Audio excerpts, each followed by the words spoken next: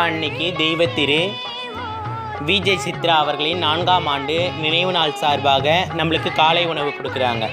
அவங்களுடைய ஆத்மா சாந்தின்றதுக்காக ப்ரேயர் பண்ணிக்கலாமா? எல்லாம் கைக்கு போய் கண்ணமுடுங்க.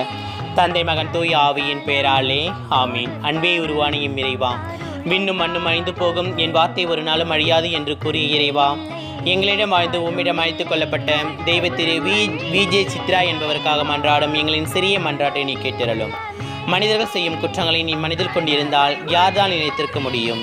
அவர் இந்த பூ உலகில் செய்த சிறு சிறு குற்றங்களை மன்னித்து அவருக்கான வான்வீட்டின் கதவை நீ திறந்தரள வேண்டும் என்று இறைவாமை மன்றாடுகிறேன்.